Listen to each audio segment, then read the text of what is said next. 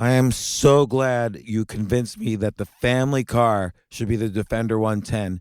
It is so beautiful inside, it's so comfortable, and it just feels indestructible. Yes, it really is. I've been waiting a long time for the new model to come out. The Defender 110, I'm telling you, it's my favorite car of all times. It's my third one.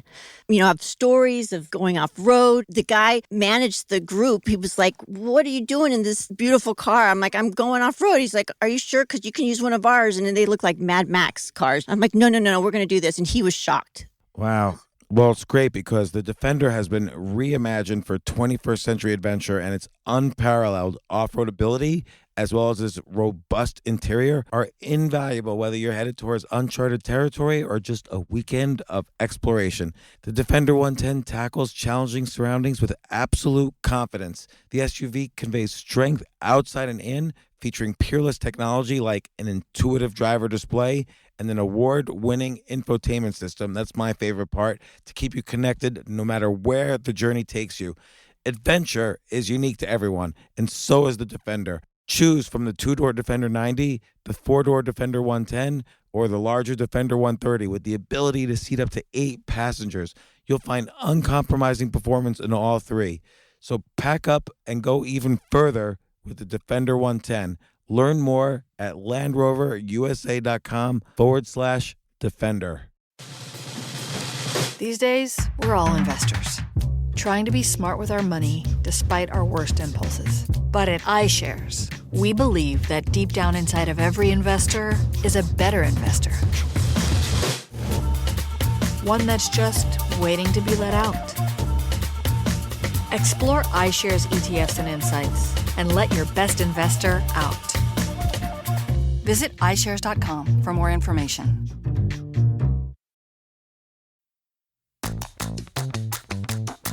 This isn't your average business podcast, and he's not your average host. This is I Will Make You a Millionaire, another episode helping someone reach their goal of making millions.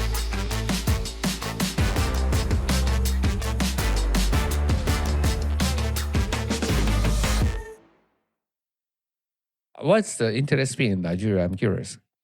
Not very good where he was, but the content was unbelievable. His attitude towards chess and how he was actually born in the slums himself, and chess brought him out of poverty and gave him opportunities he never would have had any other way. How did it bring him out of poverty?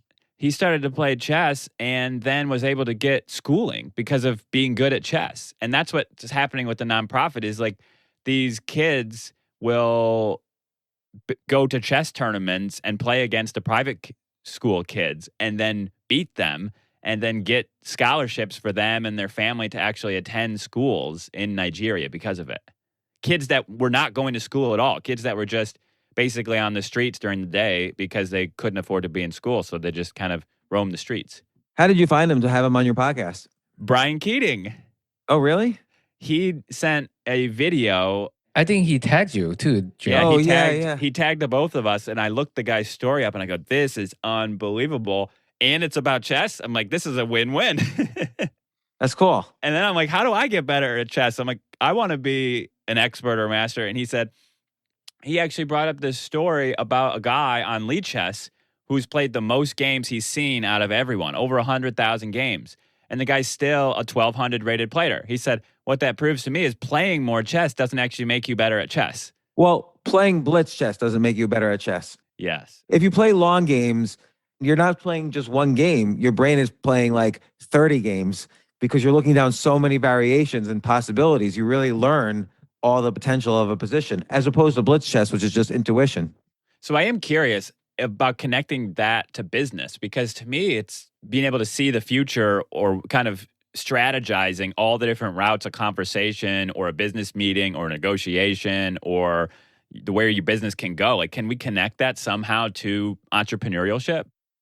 Yeah, in a couple of different ways. One is pretty much no matter what you do, the same outcome will happen. Like most moves in most positions, but there are times when there are critical moments where you really need to think and make an important decision and really need to think several steps ahead. Like, if I do this, what will my employees think? What will my investors think? How will the customers react? If I redesign this website, is this too big a decision right now? Like, what does theory say about this? What does my intuition say? Well, what can I calculate specifically? So I think, and as opposed to just blitz, just doing everything off the seat of your pants and intuitive, that's great if you have a lot of experience and are already good and have experience at slow thinking. But, this is like the difference between what Kahneman calls system one thinking and system two thinking. System one's filled with cognitive biases because it's just your gut intuition talking, which is fine most of the time. But system two is when those moments where you really need to think more deeply, just making gut decisions or even giving gut advice to people. You don't really know their situation. Their situation's a lot deeper than you would know just if they're asking you for advice. Yeah. You know what I mean? Like if Yeah. you're in a business and you're asking me for advice, I either have to have enormous experience or I have to deeply know what is going on in your specific situation. Because with slow chess, for instance, the position has much more depth than what it would seem to a blitz player. Like there's so many possibilities to analyze, and you're looking for slightly moves that will make me just slightly better, which is not so much in blitz chess, but in slow chess. And so you need that slow chess experience. So I kind of said a lot of things, but if I were to summarize them, one is you need experience in slow business, like really thinking out decisions to be able to have the skill level to make fast decisions. Two, you have to identify what the critical moments are and know that's the moments to think deeply. Don't think deeply over every decision, but know when the critical moments are so you can think deeply about your business situation. Three, your business has a lot more depth and possibility than you can possibly imagine at every level of decision making. That's where I would unpack that. So how do you know those critical moments, though? If you don't have the experience and a honed intuition, how do you know that, oh, this is the moment I need to slow down and phone a friend and get more advice versus procrastinating? And I mean, I feel like it's easy to procrastinate and hesitate and not make any decisions because you're doing so much research, and then it's really easy just to follow your gut on everything and then just make decisions quick. Like, how do you find the balance between them? Well, I think sometimes they present themselves to you like a major customer quits or a major employee quits or an investor wants to pull out or you can't raise money. So sometimes they present themselves to you, but other times you kind of have to always look around. What are the range of possibilities here? Like, oh, should I introduce a new feature to my product? Or should I approach consumers as opposed to companies? At any given moment, you have the possibility of those. But sometimes when you're thinking about it, you know what? I just ran into a guy at a party who is a decision maker for Coca-Cola company. Maybe it's time I approach enterprises. So again, circumstances could change enough that you could say, oh, I have an idea. I'm creative and this idea might actually work now. As opposed to constantly having ideas and trying them and mostly spinning on your wheels. Sometimes you have ideas, candidate moves in chess, where if you look just a slightly bit deeply, you say, oh, there actually is something here. My father, who was a chess player, always used to say to me, the first move I always looked at was how many ways can I sacrifice my queen? That's always the first move I would look at. And most of the time, in 1 second, you could say, well, clearly that loses in every single case. But sometimes you would not have looked at it and you look at it and you're like, that actually does look interesting. I never would have thought that if I hadn't specifically looked at it. So you should always look at the crazy things or all your possibilities. And usually you could discount them in a second. But if you look like one half move deeper or one, scenario deeper in business, you might say, you know what? It might be interesting. I sell gum, but it might be interesting to package the gum with a baseball card. And because people are suddenly really interested in baseball. 6 years ago, maybe it wasn't interesting to do that, but now it's interesting to do that. And that's Topps baseball cards, had that way. Or with the Walt Disney Company, Walt Disney, it was a critical moment because he had put out such beautiful movies like Snow White and the Seven Dwarfs, Sleeping Beauty. These are the most beautiful movies still in history. But the company was not making a profit. And he was like, why the heck? I need to make money. I need to make a profit or else I'm going to go out of business. That's a critical moment. And so the solution, which is a little more, you have to be creative in those critical moments. And that's why chess is such a beautiful game because it could be both technical, but also wildly creative. The solution that worked for Walt Disney was make a wristwatch with Mickey Mouse on it. And Walt Disney, the next year, 1937, the Disney company became the largest watchmaker in the world. They sold 1 million watches. They hit a profit for the first time. Now, if he had done that 3 years earlier, maybe it wouldn't have worked because maybe Mickey Mouse wasn't a strong enough brand. But right then, the critical moments were Mickey Mouse was a strong enough brand, watches were popular, and they were going to go out of business otherwise, no matter how beautiful their product was. So that was a critical moment. Whereas if you're making a lot of money, I mean, the reason why a lot of big businesses aren't very innovative is because they don't have critical moments. They've buffered their risk so much, which is a good thing if you're a big company. The bigger you are, the harder they fall. So they've buffered their risk so much, but they no longer have critical moments, except like when a CEO dies or there's a scandal or whatever. Like Johnson & Johnson had a critical moment when someone was putting poison in Tylenol. But I'll give you an example. Larry Page was trying to figure out his PhD thesis. So he was having a critical moment. He has to really think. He's a smart guy. What should my PhD thesis be? And the topic he came up with ended up being Google. Another person at the same time was having a critical moment, but he worked for a big company. And so he came up with the exact same idea as Google, but he pitched it to his superiors at the Dow Jones Company, which owned Wall Street Journal. They said, no, they don't need to do this. And so Robin Lee, who worked for Dow Jones, moved to China and started Baidu, basically the Google of China. And so he dealt with his critical moment by leaving his company and leaving the country and doing his idea there. Whereas Dow Jones, there was never, for them, it wasn't a critical moment. So there was no reason for them to do it. And so that's interesting to see why small business, looking at it in the guise of a chess analogy, you could see why big companies do not innovate. Small companies are more likely to innovate because small companies have more critical moments. And in chess, if a grandmaster is playing a beginner, he's not going to sacrifice his queen for no reason. He might lose. The grandmaster is going to have no critical moments in a game of chess against a beginner or against most people. So they'll play just normal moves for the whole game and then win. They don't need to have a critical moment. And they're so hard to beat, for me, the beginner, because they're not making any weaknesses. They're just playing slow, fair, safe, developed chess. I mean, yeah, and that particularly in blitz chess, that's why they're so good at speed chess. They've seen many more positions than you. They have the intuition and the experience. They're not going to have a critical moment where they have to think against you, or most cases me. That's why they play so fast. And you play slow because you have to think about you're having lots of critical moments against them because they're challenging you. They know how to challenge and ask questions more than you. So in business, in that sense, having a bigger repertoire of, like, when I'm selling, let's say I'm selling a corporate customer and I'm in the room and I know they're meeting with other people.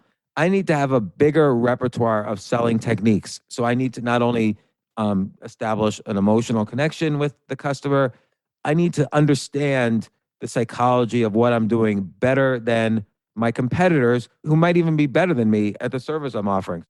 This is really helpful for right now, because what I'm basically doing right now with the Amazon business is following up on these leads from the Natural Health Conference and selling my services. And so this is a perfect timing for that.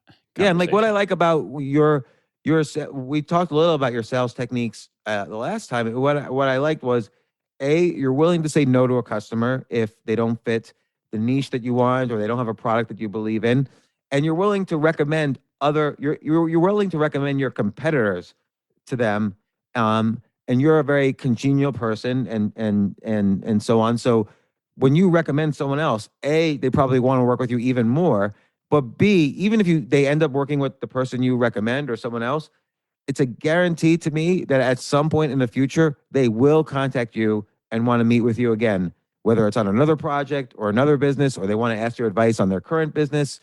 That's the Google technique, where you refer somebody. Don't go to my website, go to this website if you want to learn about motorcycles. Here's 10 websites for you. It's the Google technique, and that they always go back to Google when they want to learn something new. Yeah, it worked. I just got an email like a week ago from someone I spoke to early this year about their Amazon business, and they weren't a good fit. And they said, "Hey, we're on Amazon now. Here's our page. Just wanted to let you know." And they're like, "Thanks so much for the advice you gave." Oh, that's good. Oh, that's great. They kept in touch.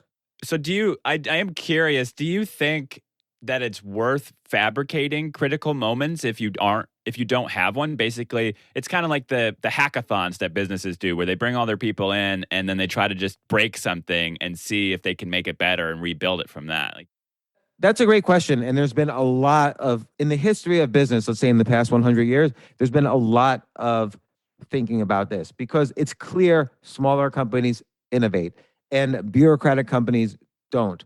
So let's just look at a couple examples. We look at the Walt Disney example where he was still small and he was having a critical moment. He didn't need to fabricate the critical moment. But another example might be Henry Ford. So Henry Ford twice failed as an automobile manufacturer. The second time was close, but he didn't really believe in the method. The investors wanted to impose their own methods on the manufacturing. He could have gone down that route and maybe he would have been successful, but it's almost like he had to manufacture a critical moment. He quit the Henry Ford Automobile Company, which is what it was called, and he started Ford Motor Company. But he manufactured a critical moment. He was starting from scratch, and now this was his third attempt. Nobody was investing in him. They thought he was crazy and hard to work with, and that's how he invented the assembly line. That was his critical moment. And then let's speed forward to Apple Computer, Steve Jobs. So when he was making the first Macintosh, he set up a completely different office space in a different building, and he handpicked a small group of people to recreate that like in a garage kind of effect. And look, the Apple II Plus, the Lisa, these were fine computers, but the Macintosh was really a breakthrough. And so that was how he was able to manufacture a critical moment. But I think in general, it's hard for a large company, like look at Google. It's 99% of its historical revenues in the past 20 years have come from one thing, which is, search engine, buying keywords on the search engine. So all their other products, not really done anything. It would be interesting to see how Jeff Bezos has manufactured critical moments. And I think for a small business, you don't need to try to do it. Just by definition, a small business it's like a beginning chess player. It's almost always in a critical moment. And it does feel like at any day it could just go away at the point it's at. Like, it just get a couple phone calls from a couple different clients and say, yeah, sorry, we're not going to work with you anymore. And then the business is just gone. Right. And so that's just in the very beginning. Let's say you're still a small business, but you're 5 years in business, 7 years, and you have competitors and it's an industry. Let's say you have 50 million in revenues a year. You like, for instance, let's say like one of the businesses I've started and have been involved in is selling investment newsletters about, and I have a bunch of writers and we write about different types of investing and different recommendations and write about crypto, options, value investing, and so on. Well, every now and then the investment newsletter business runs high, runs low, and we have to think, oh, we're not really making so much money. This is a critical moment. So you have to say, well, is this a time to develop a new newsletter? Or do we put more marketing efforts behind an older newsletter? Or do we shut some newsletters down or merge them with others? So every now and then you have obvious critical moments and you have to decide what to do. And you have to really think. You can't just do, like the gut thinking might be, okay, let's just get out of this business. Or, okay, let's just cut all the employees and see if we can survive. And then when things when the economy's back, we'll ramp up. Like those are kind of gut instinctive things, but it might be the time to be more clever. Let's spin off this business, maybe shut down this part of the business, and maybe start a new business. Maybe something worked in the past and now we'll try it again in the future. So, and then you have to think, well, who's the customer? And then you start thinking of the marketing and how that will look. And so that's kind of a legit critical moment that even a small business might have out of the beginning stage, where you have to really think like, who are the right people? Who are the right customers? What's the right product? What's the world interested in? That's a critical moment. Because in chess, most of the time you're playing someone fairly equal to you in skill. That's how tournaments are set up. You're playing along and like, let's say you're out of your memory now. So, okay, I've played all these moves before, but he just played a move I don't recognize. That's clearly a critical moment. Maybe when the first time the queens are off the board and things have settled down, like an attack has settled down and now the position's converted. That's a critical moment. Or maybe you're attacking and you could see, oh my gosh, does this work? Should I do rook takes pawn and give up my rook? And maybe if it doesn't work, I lose the game because I'm down a rook. But if it works, I'm going to checkmate the king. But if I don't do it right now, it seems like I'll never be able to do it again. So that's a critical moment. But that requires a little bit of analysis first to determine if it's a critical moment. So there's all those different types of critical moments. And you can't be playing 3-minute chess because then you never have time to think any of that through anyway. So No, you can't. You really want to avoid critical moments in 3-minute chess, which is why someone like, this is what's so genius about the current world champion, Magnus Carlsen, is that he plays, as opposed to, let's say, Garry Kasparov, top player of all time, perhaps, along with Magnus Carlsen. Garry Kasparov has many critical moments because he plays, crazy, attacking, wild, creative chess. I'm not saying Magnus Carlsen's is not creative. It is very creative, but he basically gets very equal positions where he knows what to do because of his vast memory and his vast experience and his vast, skill and talent.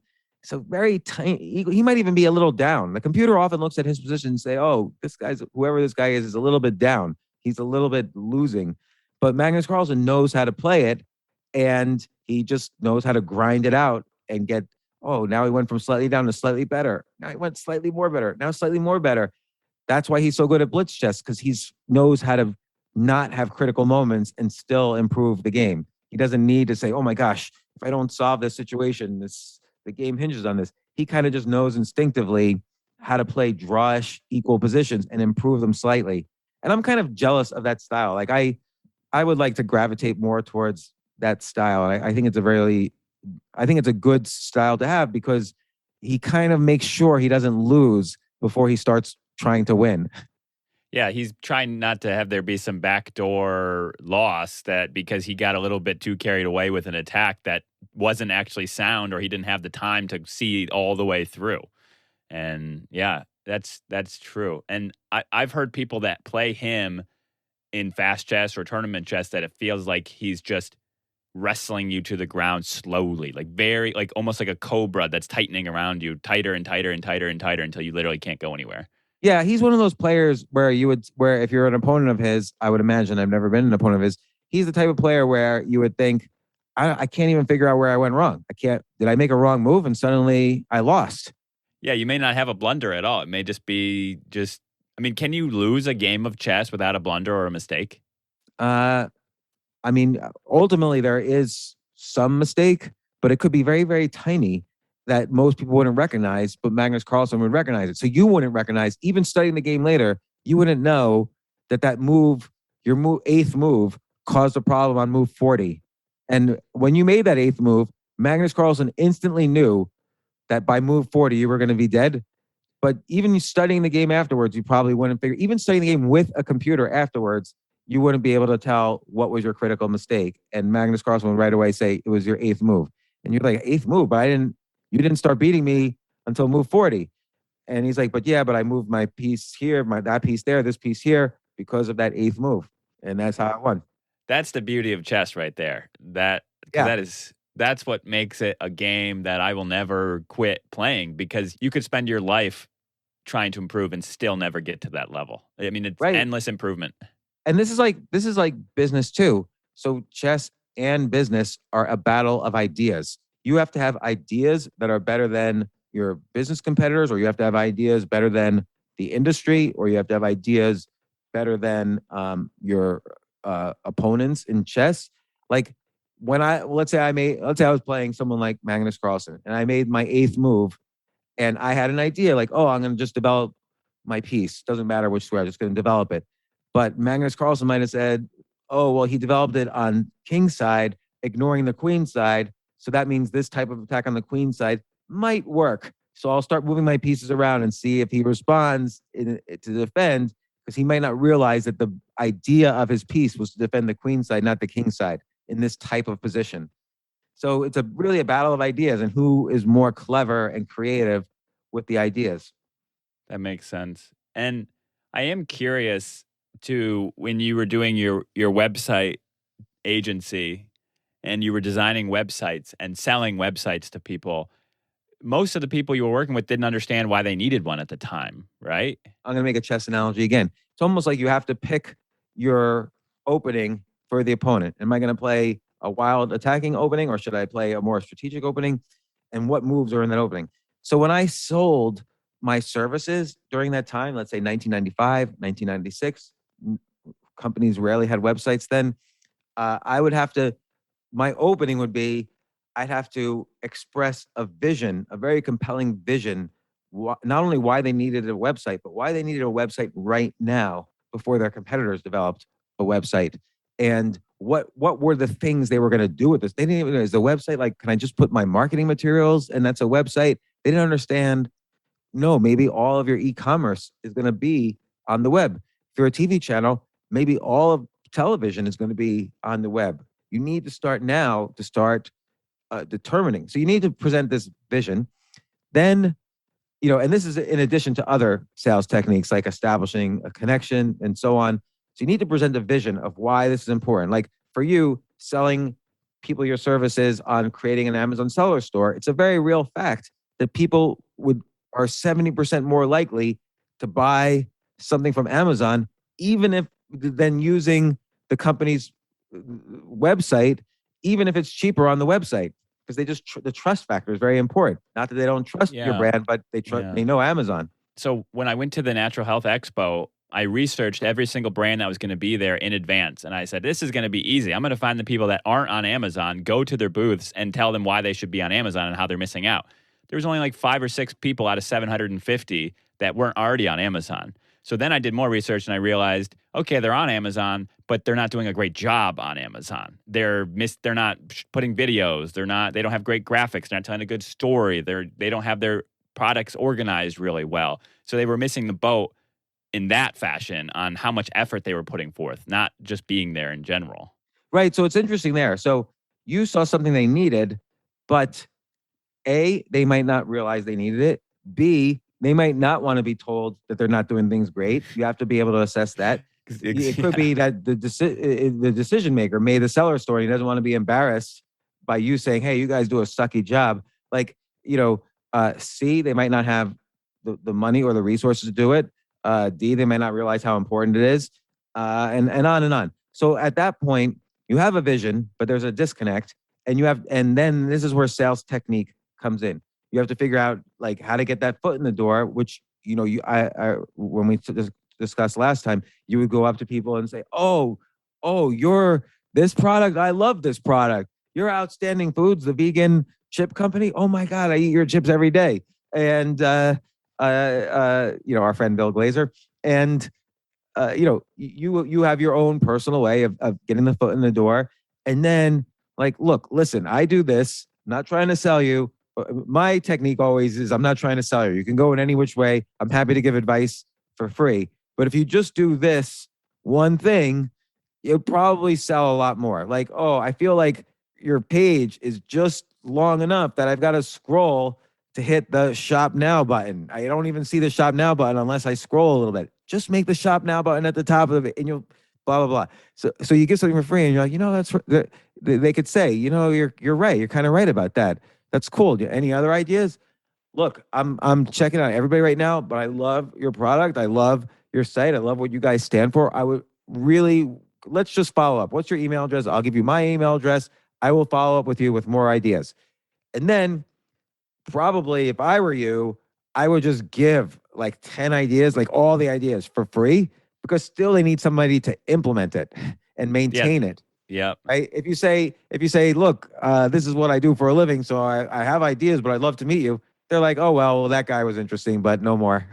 But that could just be me. Like I'm insecure about that. So I always give and give and give, but it works for me. That has worked for me historically, is to give as much as possible for free, because still they want 2 things.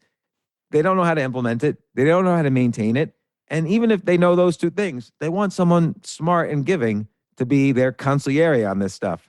Yeah, that's great. Yep. I love that. So that's going to be my follow-up method for these warm leads that I have. I know we briefly talked about it before. It's sort of that timidness of putting myself out there and saying, hey, here's what you need to do. This is why it was so important for me to develop that idea muscle where I write down in my waiter's pad, here's my waiter's pad, showing it, 10 ideas a day. And I don't know what this was an idea list for, but it looks like ideas for selling, actually. I'm writing discounts, rewards, referrals. But I started writing down 10 ideas a day. And then one use of them was to pitch ideas to people who I wanted to interact with. And I would say, I'm giving this for free. And invariably, about 10 to 20% would respond. And, more and more as I did this more and got better at it, the real purpose of writing the 10 ideas a day is to build that creativity muscle, or sometimes I call it the idea muscle or the possibility muscle. But it's a fantastic selling technique because if I'm coming up with ideas so much, it doesn't cost me anything to share one list out of 365 with someone else. I don't care if they steal my idea, but invariably, some of them get back in touch and opportunities, amazing opportunities happen. But James, what I wanted to talk to you about this week also is let's go into business together. Let's start PodPub. 100%.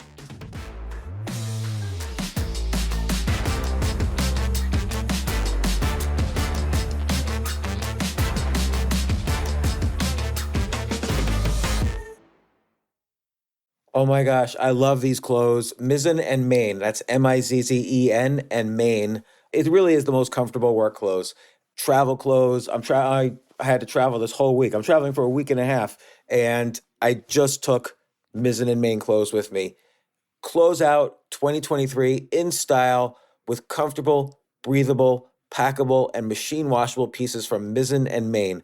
As you wrap up your year-end goals, enjoy a Mizzen and Main dress shirt that you can wear confidently. I like that they've very, very just nice, solid colors. I don't really like to get all fancy in patterns and everything, although they do have some pattern shirts, but very comfortable clothes, stretchable pants. It's just super comfortable, but they look professional and you can wear them casually or professionally. I like some of their flannel shirts or untuck shirts. I love untuck. I never tuck in. So again, whether you're shopping for a special someone or giving yourself the gift you really want, I just buy myself gifts. Mizzen and Main is the perfect gift for any guy who works, travels, and or cares about looking and feeling great. As you could tell by my many photos across the internet, I care about looking fantastic. I'm practically a model. And let's be honest, every guy loves to look great. So again, shop now at mizzenandmain.com and save 20% when you spend $130 or more using promo code James. That's promo code James at Mizzen and Main, Mizzen and Main.com.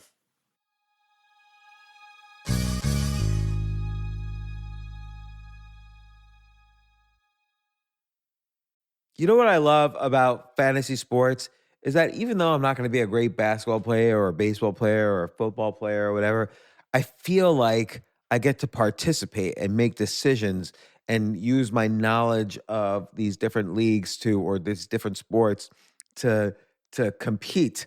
So it's like I can pick my team or I can pick my favorite players and I could use my knowledge to make predictions and maybe even make money. So with the basketball season here, you can now pick combo projections across football and basketball from the Specials League on Prize Picks. This is a league created specifically for combo projections that include two or more players from different sports or leagues. Want to play alongside some of Prize Picks' favorite players like rapper Meek Mill and comedian Andrew Schultz, who's also been a guest on this podcast, and I've been a guest on his? You can now find community plays under the promos tab of the app to view entries for some of the biggest names in the Prize Picks community each week. Look, Prize Picks even offers a reboot policy so that your entries stay in play even if one of your players gets injured. For football and basketball games, if you have a player who exits the game in the first half and does not return in the second, that player is rebooted. Prize Picks is the only daily fantasy sports platform with an injury insurance policy. What? So I love playing it. I love anywhere where I can use analytical ability with my interests to demonstrate some skill and maybe make some money. And I like the game-like aspect. I do wish they had chess as a category on prizepicks.com, but I'll settle for what they've got. Maybe I should make my own fantasy chess league.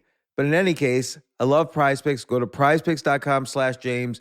Use code James for a first deposit match up to $100. That's the easiest $100 you're ever going to make. So that's prizepicks.com/James and use code James. Daily fantasy sports made easy.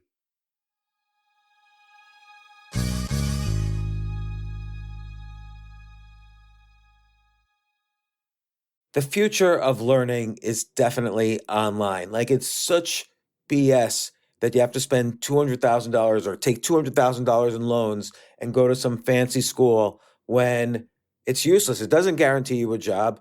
Most employers, including me, do not care about degrees or grades or anything like that. We want to care that you love what you're doing, that you know what you're doing, in some cases that you have experience or that you're willing to learn. But people in general love learning and are curious. Like, the key to success is curiosity. And I think masterclass.com is the perfect model for online learning. I'm really happy they're sponsoring this episode. If you're going to give a gift, give the gift of learning. Masterclass makes a meaningful gift this season for you and anyone on your list, because both of you can learn from the best to become your best, from leadership to effective communication to cooking. Let me tell you some of the classes I've taken. I've taken comedy from Steve Martin. I mean, can you believe I can take a class from Steve Martin on comedy, or Judd Apatow, my favorite comedy director? I could take an actual class from him on writing. Wolfgang Puck on cooking. Dan Brown on writing, or Judy Bloom, who's been on this podcast, on writing. By the way, Wolfgang Puck also has been on this podcast. It's such a pleasure. I try to take classes all the time from masterclass.com. And whether you're watching Masterclass on TV or listening in audio mode in the app or on their site, the quality speaks for itself. It's like these Masterclass instructors are your own personal mentors that are going to help you reach the next level. How much would it cost to take one-on-one classes on comedy from Steve Martin or on chess from Gary Kasparov? You just wouldn't be able to do it. But it would cost hundreds of thousands of dollars. With a Masterclass annual membership, it's $10 a month. Memberships start at $120 a year for unlimited access to one-on-one classes with all 180 plus Masterclass instructors. So it's not just $120 for one instructor. You get all 180 plus Masterclass instructors. Boost your confidence and find practical takeaways you can apply to your life and at work. And if you own a business or are a team leader, use Masterclass to empower and create future-ready employees and leaders. That's the real education in today's world. So this holiday season, you can give one annual membership and get one free at masterclass.com/JAS. JAS, of course, stands for the James Altucher Show. So right now you can get two memberships for the price of one at masterclass.com/JAS. Masterclass.com/JAS. Offer terms apply.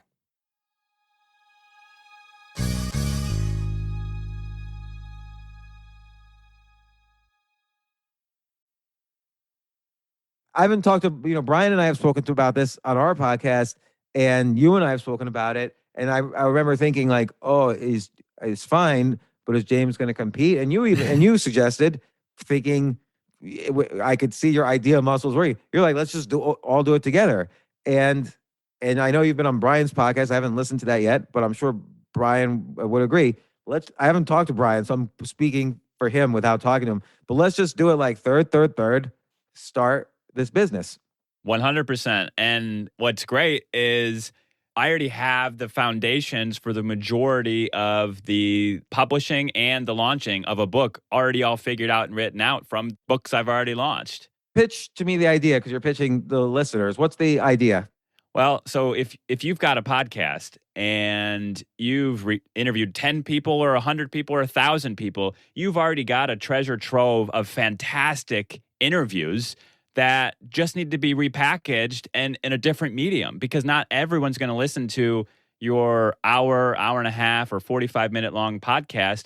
But when you have just a bite-sized book on a specific topic, let's just say it's the resistance of growing your business with James Altucher, and it takes all the interviews that you've done with business leaders and entrepreneurs and then gets one nugget of information from each of them.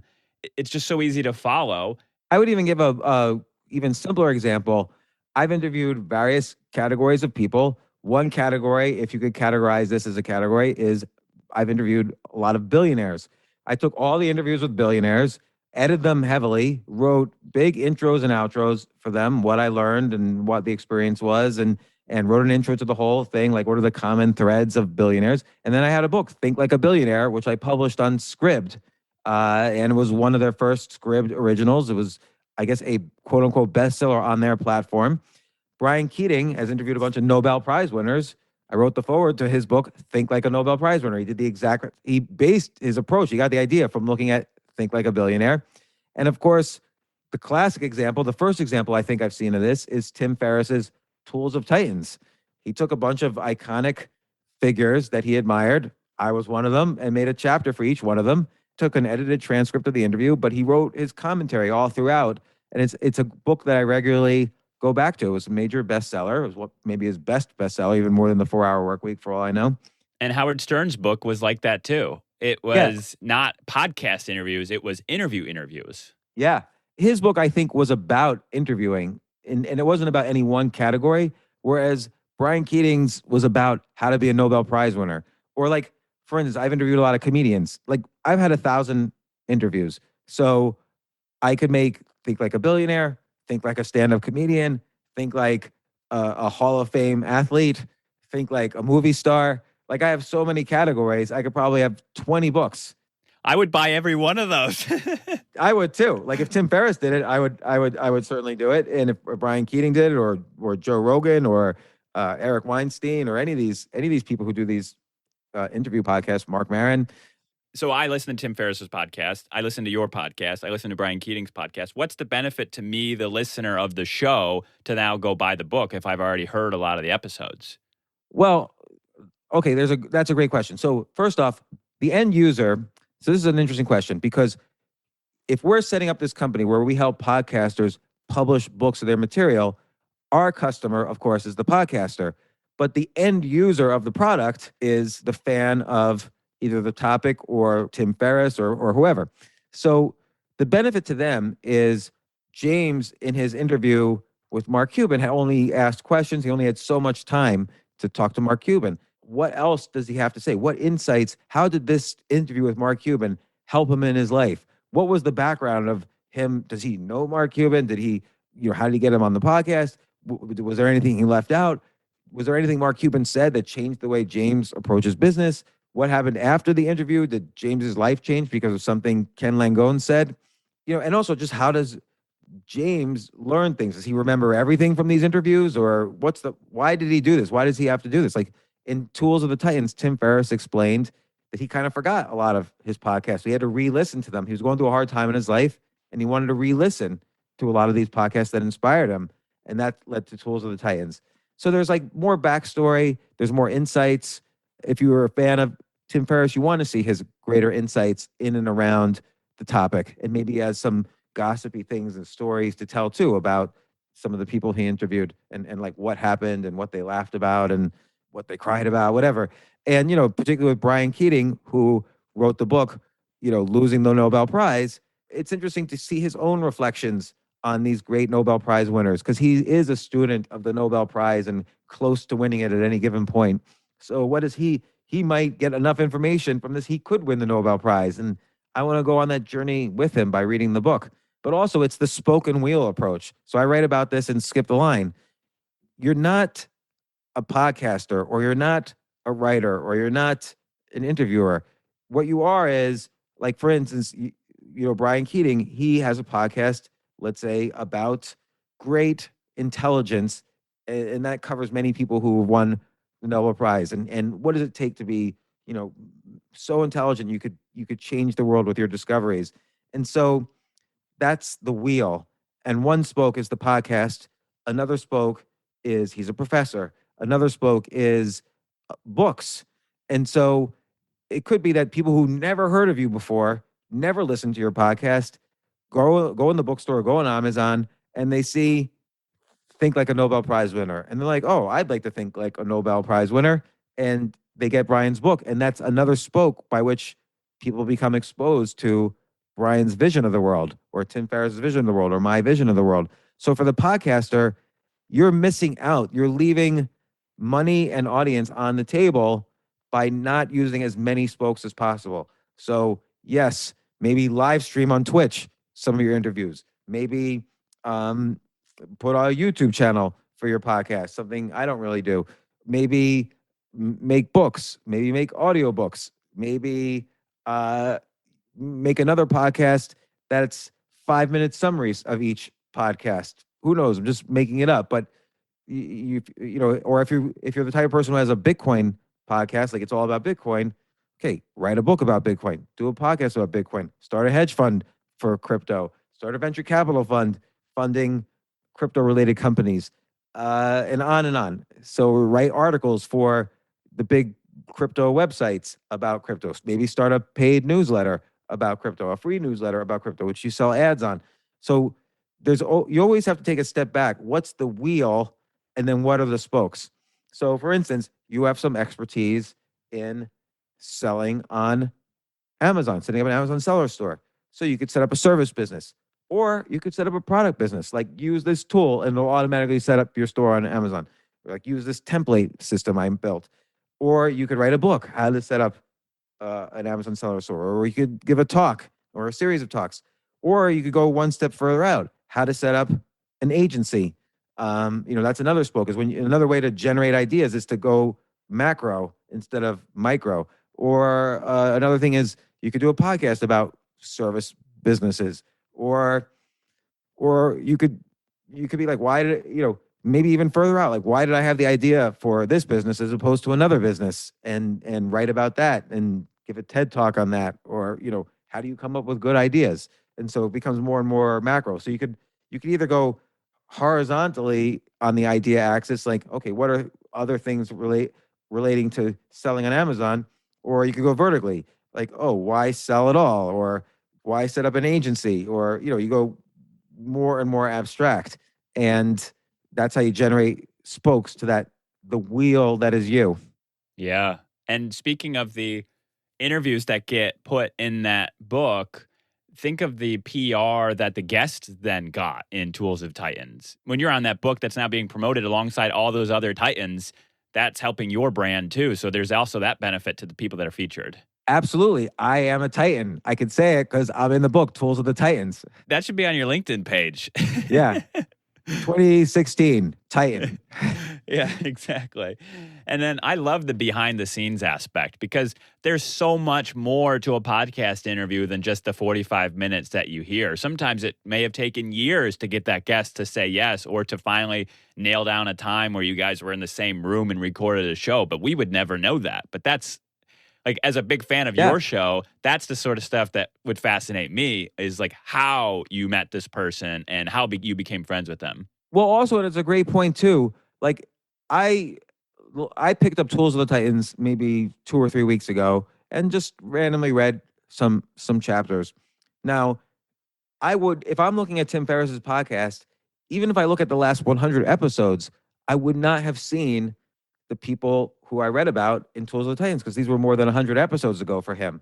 So I never would have listened to those podcasts. And the information is still fresh. I mean, this is, if someone's a good interviewer, they're getting timeless information. They're not saying, well, what did you think about what happened in Afghanistan yesterday? They're saying, how did you become who you are? Like, how did you survive those failures? How did you, get out of drug addiction or whatever?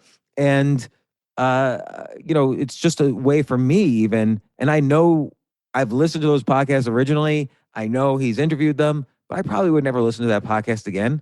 But I probably don't remember those podcasts very well because they were 5 years ago.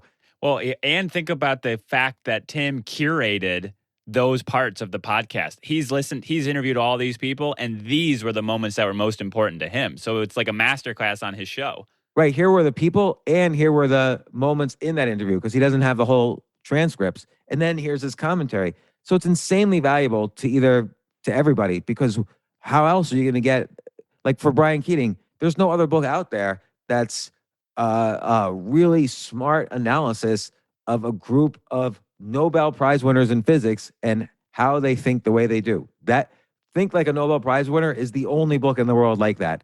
And again, you might be interested in that, but you don't listen to podcasts. So this is your exposure to it. Or maybe 5 years from now, I don't want to re-listen to all of Brian's podcasts, but I want to read that book again.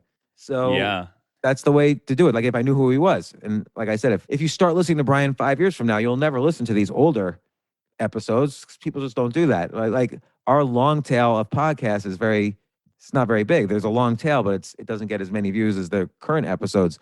So, there's a lot of reasons why somebody should buy a book like that, because how else am I going to learn to think like a Nobel Prize winner? I've got an almost Nobel Prize winner who interviewed all of them and then giving his insights into all that. And he has a good relationship, so they're being vulnerable with him and so on.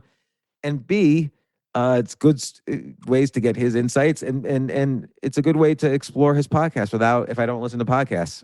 Yeah, and after reading that book, there were some of those folks that he interviewed in the book that I wanted to go back and listen to the podcast. I thought it would be over my head and I wouldn't be able to understand it. But then after reading the book, I go, wow, he's speaking things that I could benefit from about creativity or public speaking or handling criticism and having confidence and all these other things that are so applicable to me. And by the way, think about it from the podcaster's perspective also. If he writes this book and then he asks me to be on his podcast, a little bit in the back of my mind, if I'm trying to decide which podcast to go on, XYZ's or Brian Keating's, well, in the back of my mind, I'm thinking a little bit, oh, he might write a book about this. Maybe I'll be in that too. So, it's great for the podcaster, not to mention, there's money to be made. To tell you the truth, like if someone is the wheel and they're thinking of their spokes, they don't have to do every detail of the spoke. Like the first 3 self-published books I did, the content was okay, but I didn't really professionally do it. So they had like really weak covers. I could always tell if someone's just started self-publishing, their cover is very weak. The editing's not that great. The quality of the paper is not that great. Like people just don't know some of the basic nuances of self-publishing. And if we're doing the publishing for them as opposed to them self-publishing, that allows them to focus on their interviews, getting their guests, improving their vision, doing their analysis of each interview. And we put the whole package together. So we could discuss this more, but maybe we should have Brian on the podcast and really announce this. But for any podcasters out there who are interested in seeing some of their episodes or all of their episodes or a category of their episodes turn into a book, and we can help you do that analysis, like what works and what doesn't and what are best practices, we will walk you through the whole process. Happy to bring you on this podcast and walk through the process with you on the podcast so all podcasters could see other ways to monetize their podcast by writing, but we'll do the whole process for you. And I'm a big believer in this. The other thing is, people always say, well, why should you do a podcast? Well, obviously you do it if you love the topic, but you want to make money doing the podcast. But maybe your podcast doesn't make money, but you don't want to stop doing it. Looking at more spokes, like making a book, doing a TED Talk, whatever, might lead you at some point to what does make a lot of money. Like, oh, I have an idea for a business because I did this, or somebody noticed me, so I'm getting to speak at a TED Talk, and then I have 20 million views on my TED Talk, and now people want me to speak at all their companies for $50,000 a talk, or do consulting for them because they saw me through this book or whatever. So it's just another way. If your podcast is not popular, but you love doing it, it's just another way to get out there so you can find something that's more lucrative. Yeah. And I love the fact that you're featuring these other people because I just found that just taking care of your friends and supporting your friends and lifting them up and sharing their best moments, it always comes back and benefits you in the future, just taking care of them. So I just see that being so useful to highlight the best interviews like that. I agree. So look, next time, let's have Brian on. Let's launch this business. People are hearing this live as we're doing this, but third, I know Brian and I could generate a lot of interest and customers for us. We've both had I've had a lot of experience self-publishing. I've written a ton of articles about self-publishing. I've written a book somewhere or other about self-publishing or a course. You've had a lot of experience self-publishing. You helped, I don't know if they say the names, but you've helped quite a few podcasters already publish books. And so I think we're the dream team to do this. Competition is welcome. There's 2 million podcasts out there, so knock yourself out. And if anybody wants to reach out to James or me, James Quandahl, who's on the podcast, or me, get in touch with us somehow. There's a lot of ways to get in touch with us, and we'll feature you on here and give you best practices for free for how to turn your podcast into a book. You don't even have to use us. That'd be a good way for us to experiment and see if there's demand for this sort of thing. So, or just let us know if you want to use our services. And the company will be called PodPub. I don't know if we have the URL for that or anything. Maybe we should do that before we launch this podcast. And I've got to talk to Brian, make sure this is all kosher. And what do you think, James? I think it sounds great. And we really want to help you to get your message further. And this is a great way to do that. Yeah, and then we could even start figuring out how to automate part of this process as well.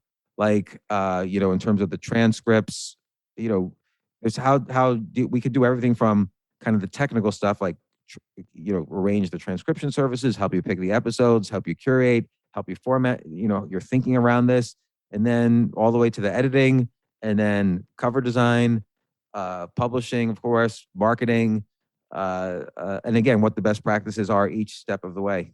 And some of the services that we'll have to provide in order to create a book may be helpful for the show in general, as far as creating better show notes and the transcription services. Like, if that's not being done already, we're going to have to do that in order to catalog all the information. And then they should provide that on their website and provide more value to the listeners. Yeah, that's a great idea. That's a really good idea. So anyway, James, we talked briefly about the Amazon seller stuff. We talked about, we launched the entire business on this episode officially. I know I didn't really get the full update from you, but this is already an hour. I think this is a good podcast. People should call us and contact us if they want to use these services or want to come on my podcast and be the first customer or the first 2 customers. And, or we could even convince Brian to do that as well. Good stuff. Let's meet again in a week or 2. All right. Thank you.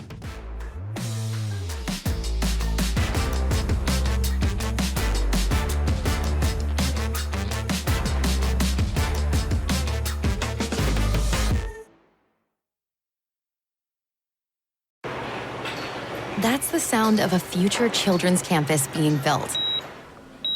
That's the sound of a new heart beating in an 8-year-old. That's a game of pickup basketball being won on wheels. And that is the sound of joy when a teen is cured of cancer. This is what it sounds like when you donate to Children's Healthcare of Atlanta. Give today at choa.org/donate, because nothing matters more than kids.